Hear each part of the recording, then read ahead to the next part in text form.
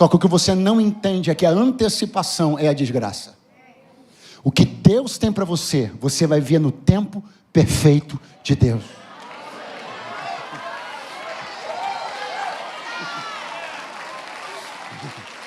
Vai ser bonito, porque não vai ser só transformação, vai ser no tempo perfeito de Deus. Vai ser glorioso, porque não vai ser só ganhar dinheiro, vai ser prosperar no tempo perfeito de Deus. Vai ser lindo, porque não vai ser só um homem e uma mulher numa cama fazendo sexo, é porque vai ser um casamento bonito no tempo perfeito de Deus. Alguém está por aí?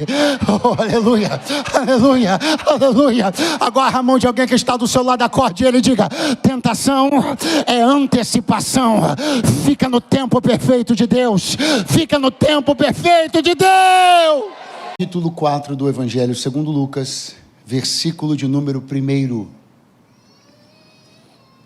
Pastor Éder, missionária Valéria, Deus abençoe vocês muitíssimo, tá bom? Está escrito: e Jesus, cheio do Espírito Santo, voltou do Jordão e foi levado pelo Espírito ao deserto. 40 dias foi tentado pelo diabo, e naqueles dias não comeu coisa alguma, e terminados eles teve fome. E disse-lhe o diabo: se tu és o Filho de Deus, diga a esta pedra que se transforme em pão. Jesus lhe respondeu dizendo: está escrito que nem só de pão viverá o homem, mas de toda palavra que sai da boca de Deus. O diabo, levando-o a um alto monte, mostrou-lhe num momento de tempo todos os reinos do mundo. E disse-lhe o diabo: dar-te-ei a ti todo este poder e a sua glória, porque a mim me foi entregue, e dou a quem quero. Portanto, se tu me adorares, tudo será teu. E Jesus respondendo disse-lhe: vai-te, Satanás, porque está escrito: adorarás o Senhor teu Deus e só a ele servirás.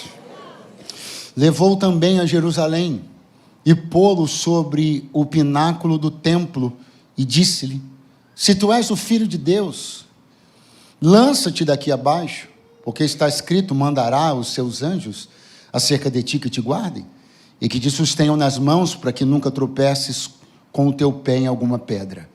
E Jesus respondendo disse-lhe: dito está, não tentarás ao Senhor teu Deus. E acabando o diabo toda a tentação, ausentou-se dele por algum tempo. E você diz amém. Podem sentar-se, meus irmãos, por favor.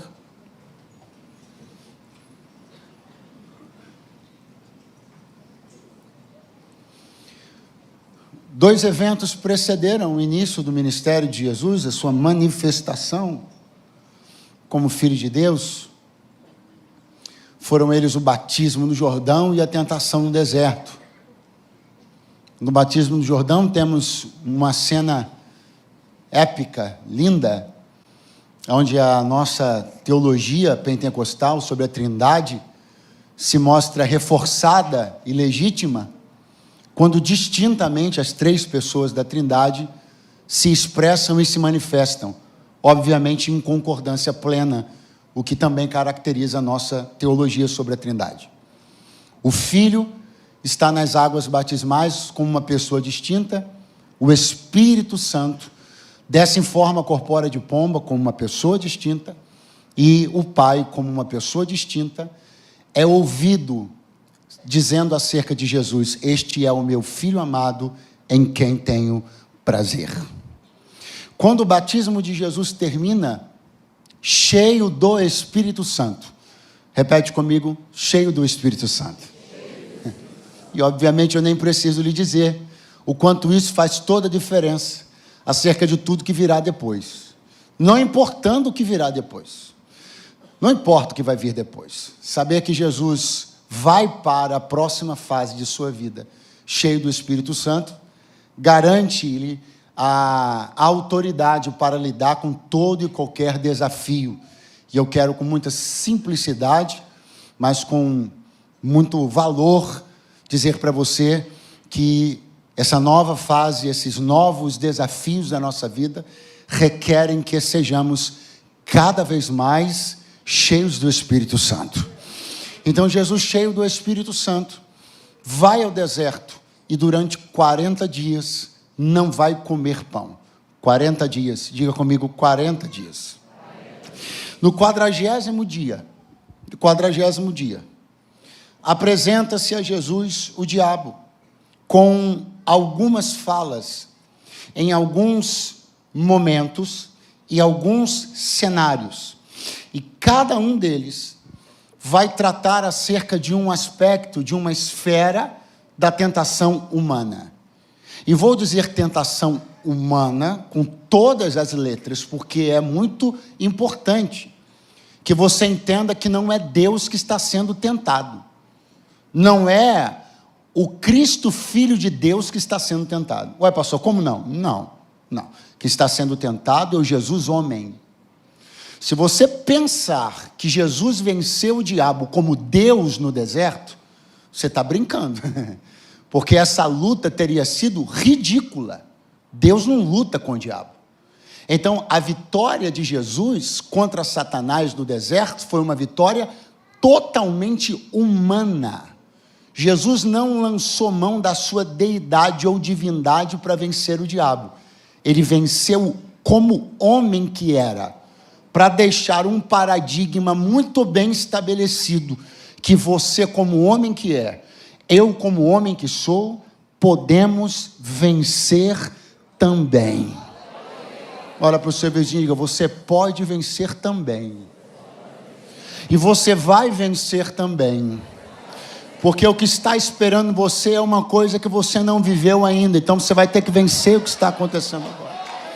O que vai vir depois desse deserto é um tempo de manifestação de glória e de sinais que você não viveu ainda. É por isso que esse deserto está árido, é por isso que as provações estão fortes, as tentações estão severas, é por isso que 1000 estão caindo do lado, 10.000 estão caindo à direita, mas se você perceber, olha você aí, você não foi atingido. Então o diabo se apresenta no 40º dia. E diz a Bíblia desse jeitinho aqui. E disse o diabo, se tu és o Filho de Deus, diga a esta pedra que se transforme em pão. Se tu és o Filho de Deus. Uma palavra, 2 letras, um poder enorme. Se. Colocando-a no início, no meio, no final de uma frase, você tira dessa frase toda e qualquer convicção, certeza, assertividade. Mas o que é mais interessante lembrar, é que 40 dias atrás, o céu abriu e quando Jesus estava nas águas batismais, o Pai disse assim, este é o meu Filho amado. 40 dias depois, o petulante do Satanás se apresenta para dizer, se tu és. E eu estou admirado como tem gente que precisa de menos de 40 dias para se esquecer o que o Pai falou. Segure a mão de alguém que está do seu lado e diga, tem gente que quando o culto termina, um comentário na rede social dele, já faz ele esquecer o que o Pai falou. Mas você não é essa pessoa não. Daqui a 4 horas, 4 dias, 40 dias, quiçá 40 anos, você vai continuar lembrando de tudo que Deus disse sobre você. Se tu és o Filho de Deus, dize a esta pedra que se transforme em pão. E eu queria que você olhasse comigo esse aspecto, que você olhasse comigo e destrinchasse junto comigo com a paciência devida para a gente ruminar esse texto, para a gente mergulhar nesse texto. Lucas começa assim, disse o diabo, se tu és o Filho de Deus, diga para a pedra.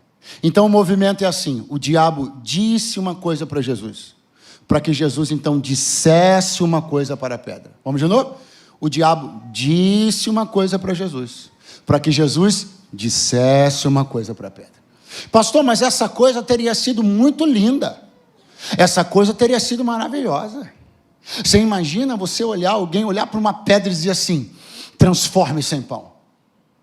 Teria sido uma frase impactante, só que não de autoria de quem falou. Porque o que você não percebe, e eu também não, quando estamos fazendo ou vendo alguém fazer ou falar alguma coisa muito impressionante ou impactante, é que isso pode ter sido uma ideia do diabo.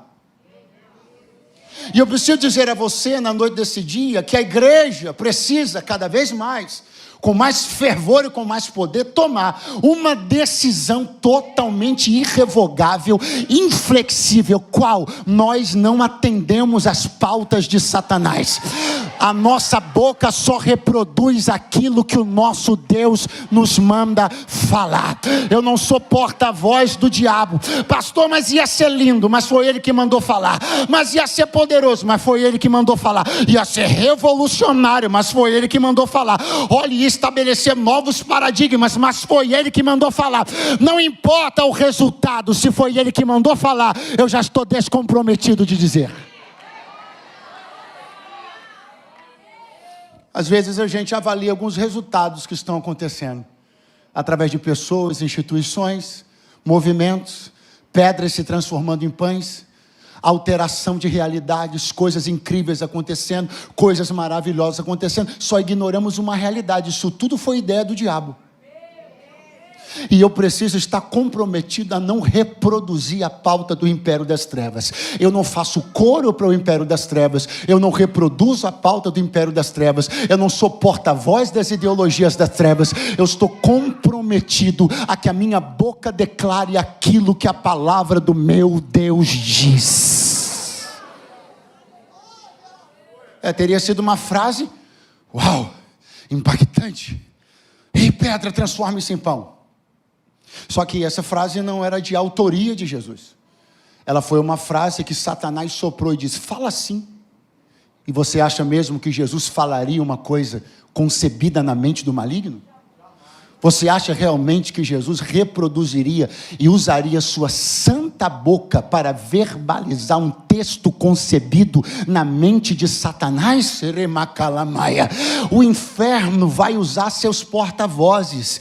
Ele vai fazer coisas extraordinárias. E alguém vai dizer, olha que revolucionário. Olha como aquilo se transformou assim. Olha como aquilo aconteceu assim. Olha que avanço. Olha que progresso. Olha que transformação social. Olha que impacto comunitário, tudo ideia de Satanás. Mas a igreja não está comprometida em reverberar a voz do império das trevas. A igreja está comprometida em reverberar a voz do Espírito Santo de Deus.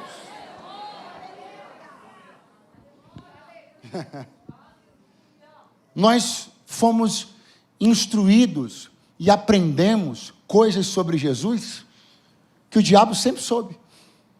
Eu precisei ler o capítulo 1 do Evangelho de João para entender muita coisa sobre Jesus.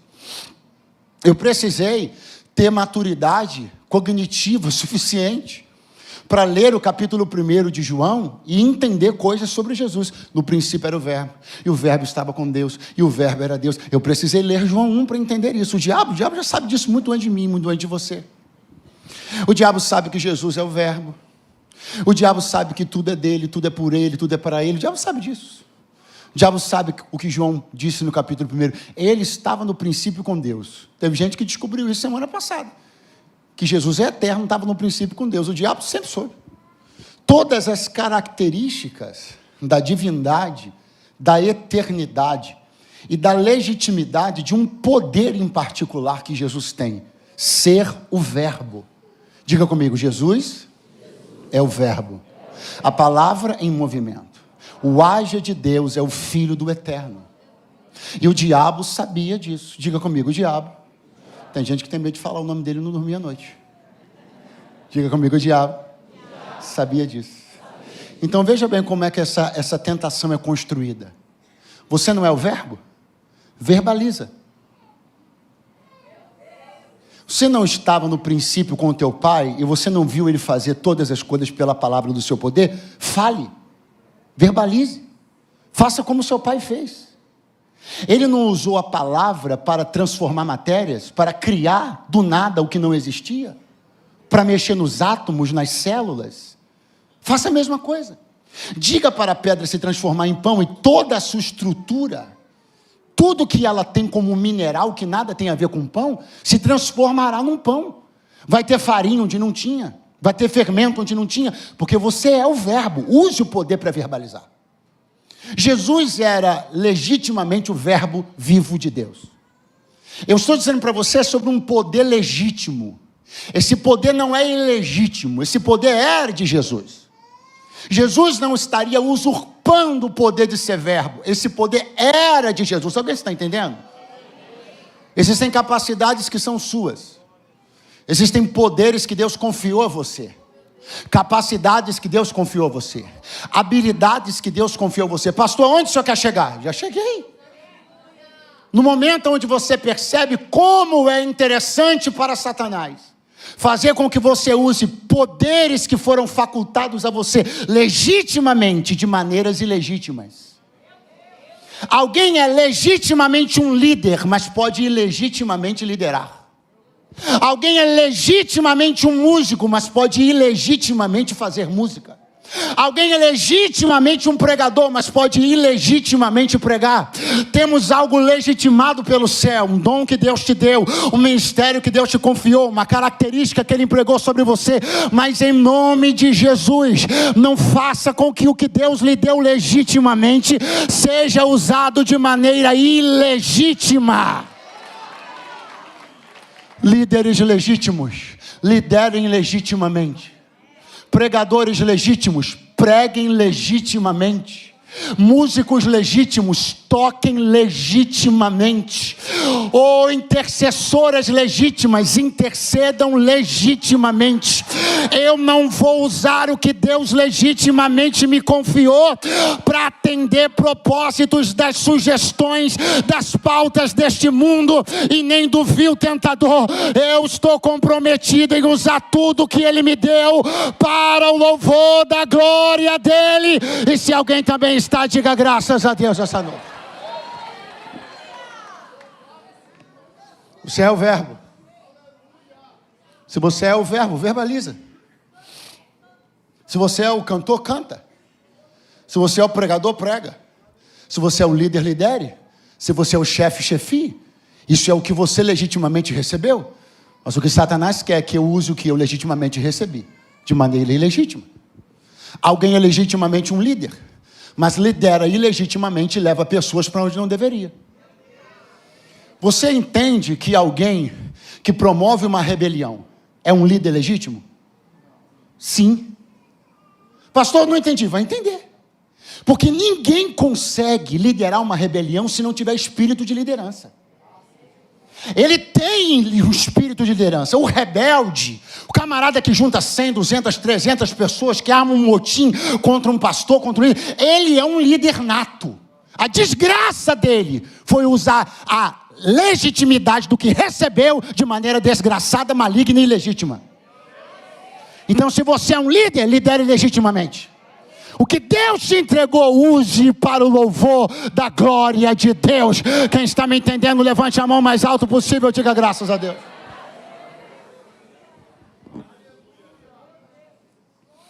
O Satanás está olhando para Jesus e dizendo: diga para a pedra, fale com ela, verbalize, seja você ao máximo, use seu dom e seu talento ao máximo, use aquilo que você eternamente foi legitimado para fazer, seu verbo de Deus. Vai, seja verbo, seja palavra, mande a pedra transformar em pão. Não, porque isso aí está muito fora de tempo. Está fora de propósito e está fora de tempo. Olha para mim. Último versículo de quando João contou para nós a história do milagre de Caná na Galileia. João 2, ele escreveu assim: principiou assim Jesus seus sinais em Caná da Galileia. Vamos lá. Qual foi o primeiro milagre de Jesus? Transformar água em? Qual foi o primeiro milagre de Jesus? Muito fraco. Quem está com falta de ar sou eu. Vai de novo. Deus prova minha saúde aqui nessa igreja, gente, que eu já vim aqui já com rinite atacada, com gripe, sem voz. Aleluia, eu vou até o final, graças a Deus. Repete aí comigo, escute bem. De repente, uma instrução, uma palavra, que parecia fazer muito sentido e ser muito oportuna. Afinal, 40 dias sem comer pão. Então vamos lá. Manda que esta pedra se transforme em pão. Mas eu disse para você que o milagre de Jesus, o primeiro milagre de Jesus, não aconteceu aqui. O primeiro milagre de Jesus, eu sei, você sabe, nós todos sabemos, glória a Deus por isso, aconteceu no casamento em Caná da Galileia. E não foi transformando pedra em pão. Foi transformando água em vinho. Só que aqui eu queria que você entendesse que isso aqui não é uma brincadeirinha, isso aqui não é um joguete de palavras. Isso aqui é sobre como a tentação sempre é uma antecipação de uma coisa que você quer viver. Tentação, via de regra, é antecipação de uma coisa que já está no seu futuro. O primeiro milagre de Jesus não seria criação de nada. O primeiro milagre de Jesus seria transformar. E o que o diabo disse para ele na tentação no deserto? Transforma. Antecipa. Traz para hoje o que o teu futuro está te esperando. Só que o que você não entende é que a antecipação é a desgraça. O que Deus tem para você, você vai ver no tempo perfeito de Deus.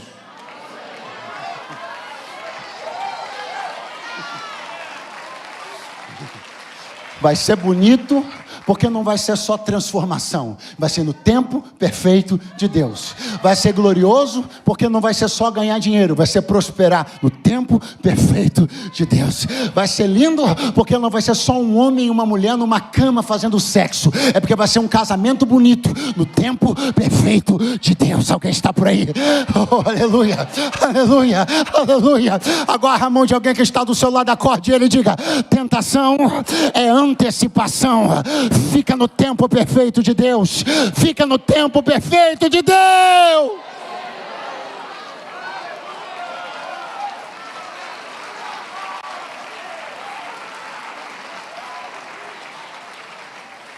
Estou dizendo para você que existem coisas que o Senhor está preparando no seu futuro.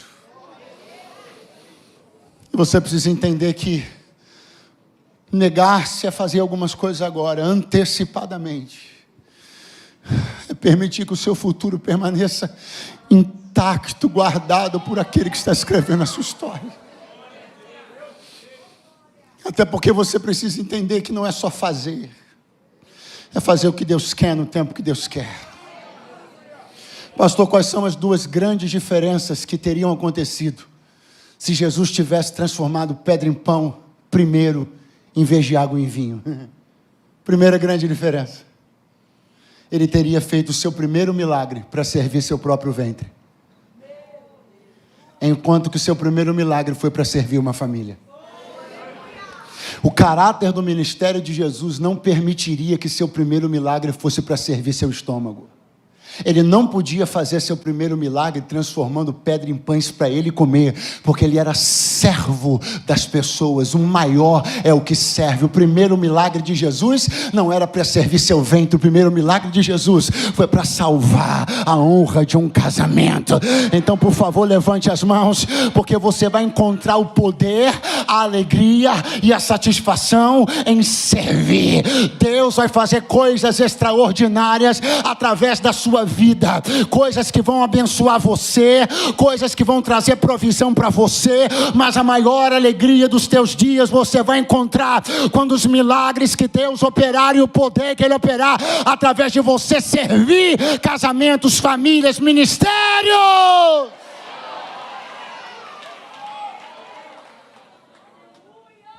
Segunda grande diferença: quem estava lá no primeiro milagre de Jesus? Seus discípulos, sua mãe, os amigos da comunidade da Galileia. Eles foram as testemunhas do primeiro milagre de Jesus. Quem teria sido a testemunha do primeiro milagre de Jesus? Se Jesus tivesse transformado a pedra em pão, quem teria sido? Então não é só sobre o que você vai fazer, é na companhia de quem você vai fazer.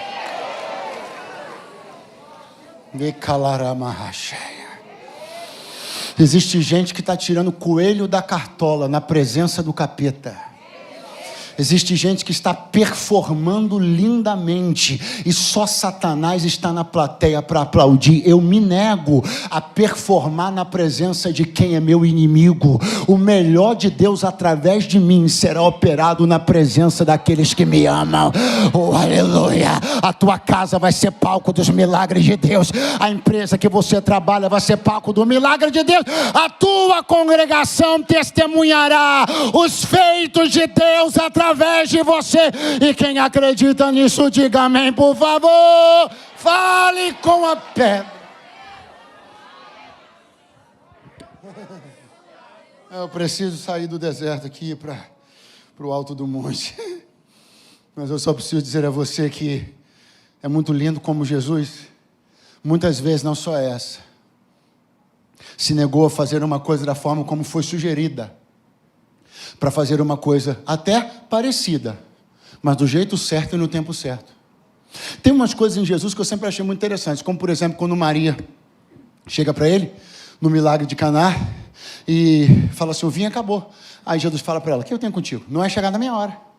Passa 2 segundos, Jesus fala assim, bota água no... Tem um dia, pastor, que o pastor Éder, que os irmãos de Jesus chegam para ele e falam assim, ó, tua estratégia de marketing está errada. Porque todo mundo que quer ficar famoso vai para Jerusalém. Está rolando uma festa lá agora, está bombando. O que é que você está fazendo aqui? Jesus falou, não vou. Quando eles viraram as costas, ele falou, agora eu vou. É sério. Qual era a ideia do diabo? Transformar pedra em pão. Sim ou não? Transformar pedra em pão. Sim ou não? Sim ou não? Um dia Jesus estava na presença dos discípulos e ele falou assim, quem os homens estão dizendo que eu sou? Aí o pessoal falou, olha, uns estão dizendo que o senhor é Elias, outros Jeremias, ou um dos profetas. Aí Jesus falou, tudo bem, e vocês? Quem vocês pensam que eu sou? Aí Simão falou assim, tu és o Cristo, Filho do Deus vivo. Aí o Senhor falou, olha, bem-aventurado és tu, Simão Barjona. Não foi carne nem sangue que te revelou, foi meu Pai. Agora, eu te digo,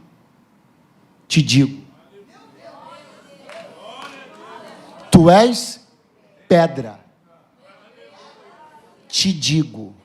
Diz a esta pedra. Te digo. Pastor, não entendi, mas entendi agora. Jesus não transformou pedra em pão, mas transformou Simão em pedra. Pastor, ficou bonitinho, mas qual é a lição? Você sabe o que significa Simão? Ouvinte. Sabe o que quer dizer Simão? Aquele que ouve. Então Jesus não falou com a pedra no deserto, porque ela não ouve. Mas Jesus falou com Simão, porque ele ouvia. E disse, vou te transformar numa pedra, mas sobre esta pedra eu vou edificar a minha igreja. Mas diferentemente de Abrão, que Deus nunca mais chamou de Abrão, e sim de Abraão, você vai ver nas escrituras que Pedro era chamado muitas vezes de Simão Pedro. Por quê? Pedra que ouve.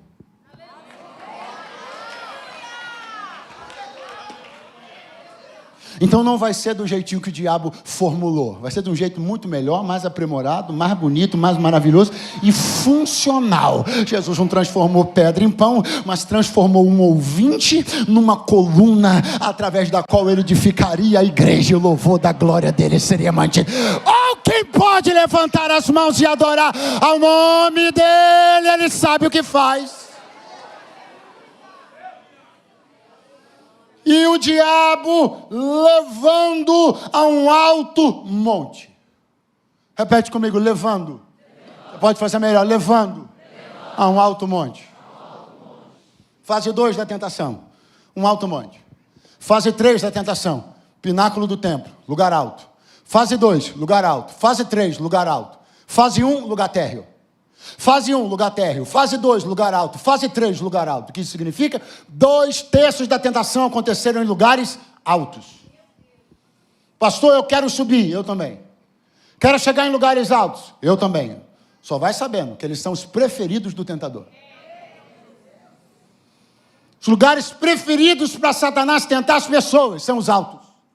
2/3 da tentação de Jesus aconteceram em lugares altos. Só que isso aqui me chama muitíssima atenção. Levando a um alto monte. Levou. Eu lembro do Senhor um dia olhando para Moisés e dizendo, Moisés, sobe. a mim, ao monte. Moisés subindo o monte, o Senhor ficando 40 dias com ele, entregando a ele as tábuas. Ele desceu, se irritou, quebrou. Deus olhou e disse: sobe de novo.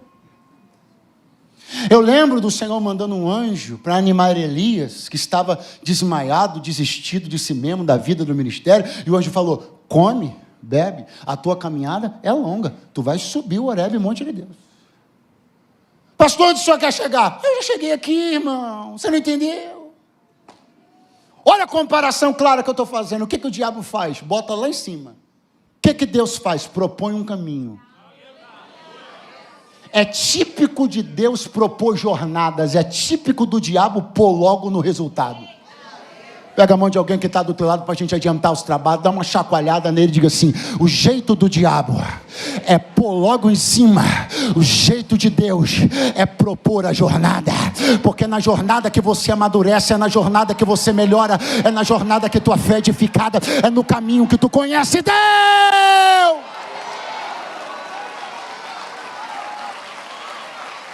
Aleluia! Eu venho pregar para alguém aqui que está sendo ridicularizado no meio da família, porque muita gente já foi colocada em cima e você está subindo dia após dia. Estou pregando para empresários e empreendedores aqui que estão sendo motivo de escárnio no círculo social dessa cidade, porque muita gente já está lá em cima e você está fazendo o teu trabalho árduo todo dia de manhã, mas assim te diz o Senhor. Jesus mesmo subiu ao monte várias vezes ao longo do seu ministério, ele nunca apareceu lá em cima do nada. Pedro, Tiago e João subiram o monte, não foram colocados lá em cima do nada, mas Pedro, Tiago e João, como subiram, viram Jesus transfigurado, viram Moisés e viram Elias.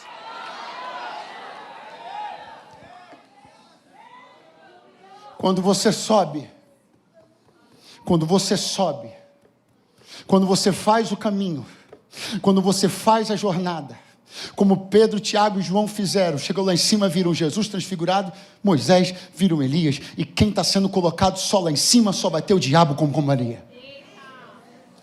Eu prefiro fazer o caminho árduo, mas saber que vou encontrar quem vale a pena lá em cima. Levanta a tua mão mais alto que você puder. Eu quero profetizar um encorajamento da parte do Senhor, para que você permaneça fazendo a sua luta diária. Eu quero profetizar encorajamento da parte do Senhor, para que você suba amanhã, suba terça, suba quarta, suba quinta, suba sexta, suba sábado, sabendo que o Senhor me trouxe para te dizer: eu estarei contigo a cada dia, cada lágrima, cada gota de suor, eu subo contigo.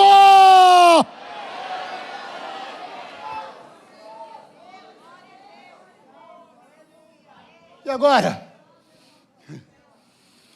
Agora, Satanás leva Jesus ao alto monte, de uma única vez, típico de um processo de tentação, pulando a subida, aparecendo logo em cima, e diz a Bíblia: nossa, isso aqui me arrebatou o espírito.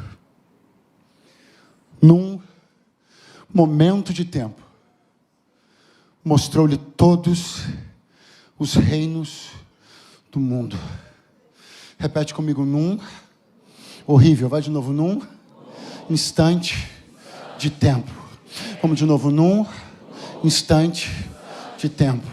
Você tem que entender, seria impossível usar um tempo normal para apresentar numa janela todos os reinos do mundo.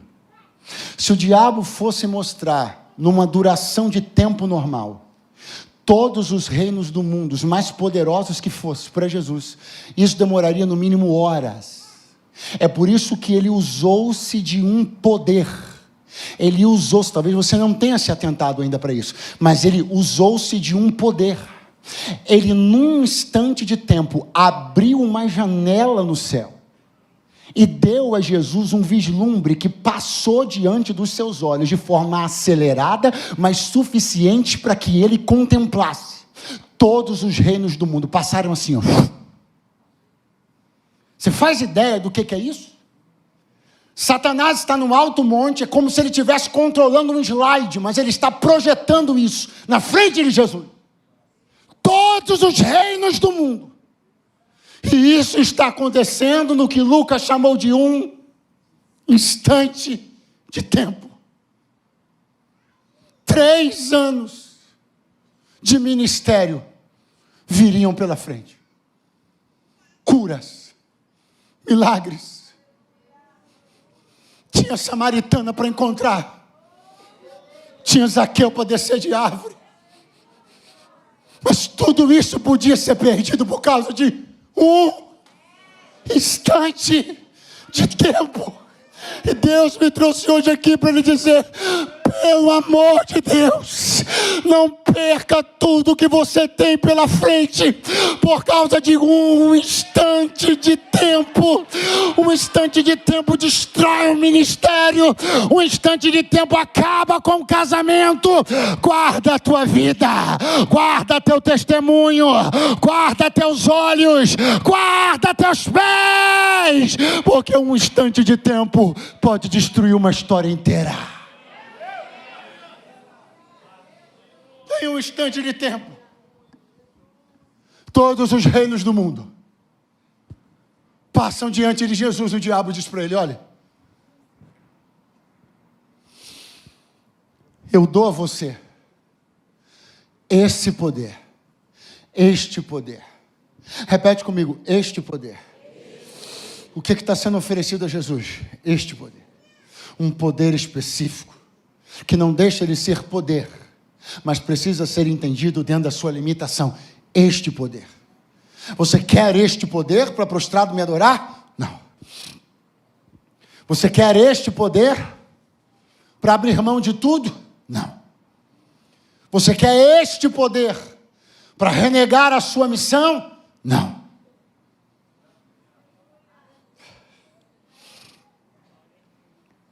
Quando Jesus ressuscita, ele se apresenta diante dos discípulos e diz para eles uma coisa que minha alma treme: todo o poder me foi dado no céu e na terra. Alguém está rindo de você pelo que você está abrindo mão agora, mas daqui a algum tempo estará na sua mão algo muito maior e mais poderoso do que aquilo que você está abrindo.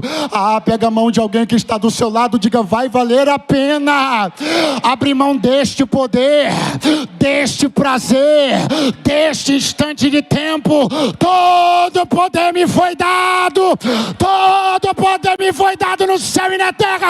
O que está por vir é incomparavelmente maior do que aquilo que Satanás tem para oferecer.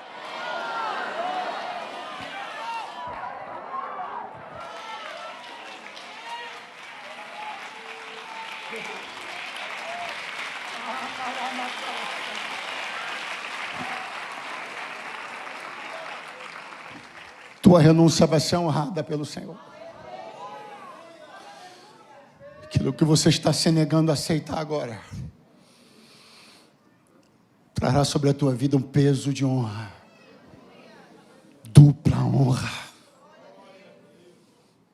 Agora, começou a encerrar dizendo que a fase 3 tem seu início. Lucas diz: levou Satanás à cidade de Jerusalém e pô-lo sobre o pináculo do templo. E agora Satanás vai olhar para Jesus e vai dizer: se tu és o Filho de Deus, lança-te daqui abaixo. Porque está escrito que aos seus anjos dar ordem ao seu respeito, e eles se sustentarão em tuas mãos, para que não tropeces com o pé em pedra alguma. Preste atenção. A fala do diabo, a tentação, a sugestão é essa: lança-te daqui abaixo. Para isso, portanto, foi necessário que eles estivessem num lugar? Mas de onde eles estavam vindo? De um lugar? De um lugar? Então presta bem atenção, porque a princípio parece que não havia uma necessidade de ter trocado de cenário. Porque se a ideia da fase 3, pastor Éder, era lançar-se de um lugar alto, Satanás podia ter engatado a fase 3 no mesmo cenário da fase 2, porque eles estavam num alto monte. Então bastaria que ele continuasse lá, e lá ele engatasse a fase 3, dizendo: lança-te daqui abaixo.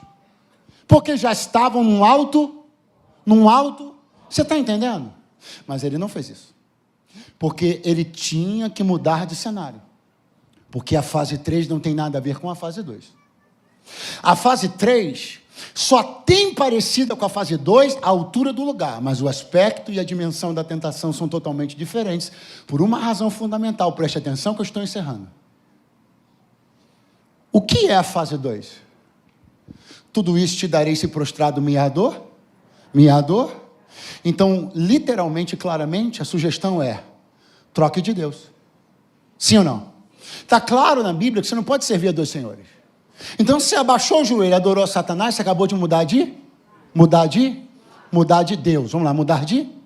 Então, a fase 2 é explicitamente mude de. Fase 3 não. Fase 3 não é mude de Deus. Fase 3 é continue com o mesmo Deus, servindo Ele do jeito errado. Porque a fase 3 é lança-te daqui abaixo. Porque está escrito que aos teus anjos dará ordem ao teu respeito. Está escrito na sua Bíblia, palavras do seu Deus. Não mude de Deus, só sirva Ele do jeito errado. Veja bem, quando Satanás tentou a Jesus lá no deserto com pedra e pão, Jesus usou a Bíblia, sim ou não? Satanás usou a Bíblia? Não. No alto do monte, Jesus usou a Bíblia, não usou? Quando Jesus falou somente o Senhor teu Deus, não foi? Satanás usou a Bíblia? Não. Você nunca reparou que Satanás só usou a Bíblia na fase 3? Por quê? Porque só na fase 3 ele estava dentro da igreja. A única hora que Satanás lançou mão do texto bíblico foi quando ele estava no pináculo do templo com Jesus. Ele não citou a Bíblia no monte. Ele não citou a Bíblia no deserto, ele citou a Bíblia dentro da igreja. Porque fase 3 não é mudar de Deus, fase 3 é entender errado o mesmo livro de sempre.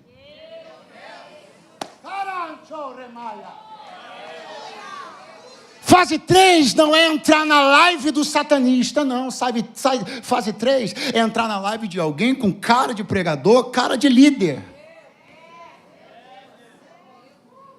Fase 3 não é amaldiçoa teu Deus e morre, não. Fase 3 não é escrachada assim. Fase 3 é tenta-o, compreenda-o da maneira errada, se magoe com ele, se entristeça com ele, fique lambendo ferida dentro de casa, porque ele não fez o que você esperava, não protegeu como você esperava, não salvou a vida de um ente querido antes da morte como você sonhava, não fez isso como você imaginava. E tem gente que consegue suportar a fase 2, porque ela é escrachada, e tem gente que nunca vai dobrar o joelho diante do diabo, é escrachado demais. Mas tem gente que está se perdendo com a mesma Bíblia, dentro do mesmo templo, da mesma igreja. Mas Deus me trouxe hoje aqui para te dizer: nem no deserto, nem no monte, muito menos aqui dentro, você não vai se alguém ainda está por aí? Levante a mão, abra sua boca, solte um grito de aleluia.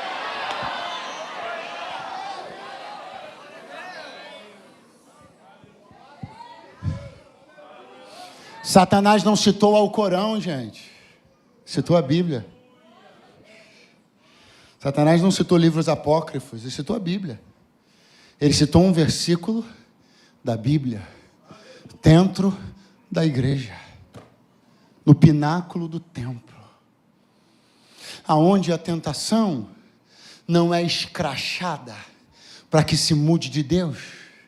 A indução é que se continue falando do Pai, do Filho, do Espírito Santo, com o mesmo livro, com os mesmos 66 livros dentro, tudo bonitinho, se arrumando na mesma hora, botando a mesma roupa e indo para o mesmo lugar, mas com o coração cheio de dúvida, raiz de amargura, compreendendo mal a ação de Deus, pensando até mal dos juízos e desígnios do Eterno.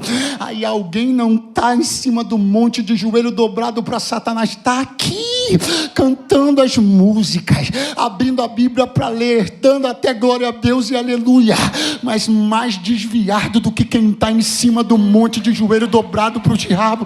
É por isso que Deus me trouxe para dizer aqui: guarda teu pé quando entrares na casa do Senhor teu Deus. Aqui,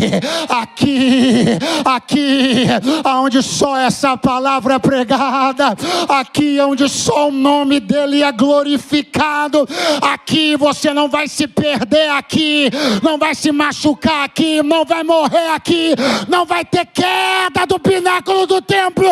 Deus vai guardar a tua vida.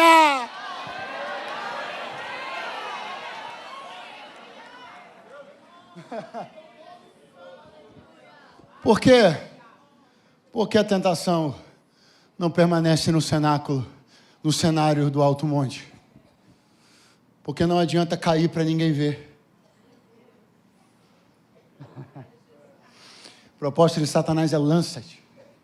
Se Jesus se lança, ele quebra um princípio. Não tentarás o Senhor teu Deus, o mesmo que ele falou. Então, se ele lança, os anjos não vêm, porque ele teria quebrado esse princípio. Teria tentado ao Senhor Deus, os anjos não viriam. Se ele se lança do pináculo do templo, ele vai cair lá embaixo no pátio. Se tem queda do alto monte, não tem quem veja. Se tem queda no templo, tem escândalo.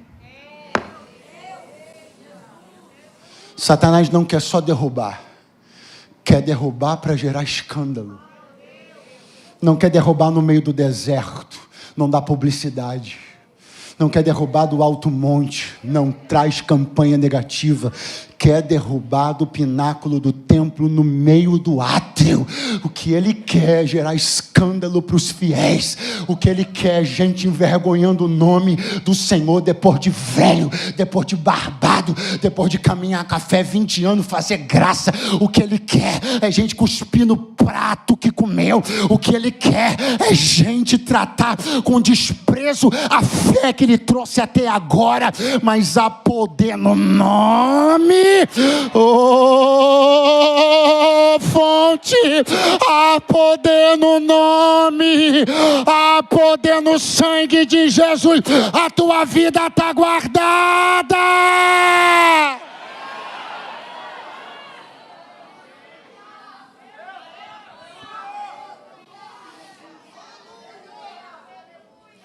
Não vou permitir que a essa altura das coisas, essa altura da vida, os sopros sugestivos do diabo nos meus ouvidos me façam desabar no átrio.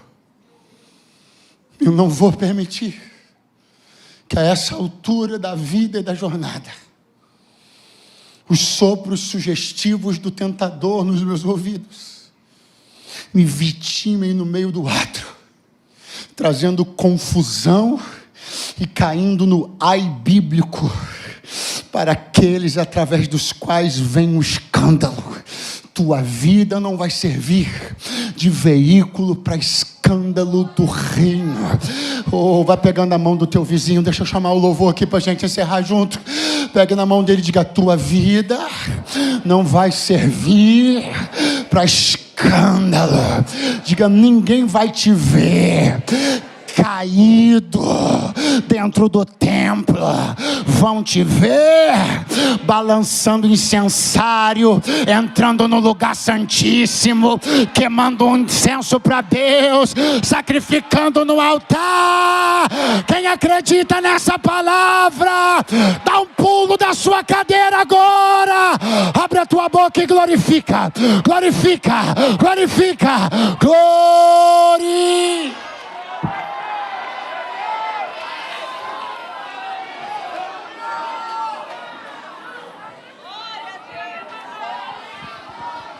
O Senhor é quem te guarda.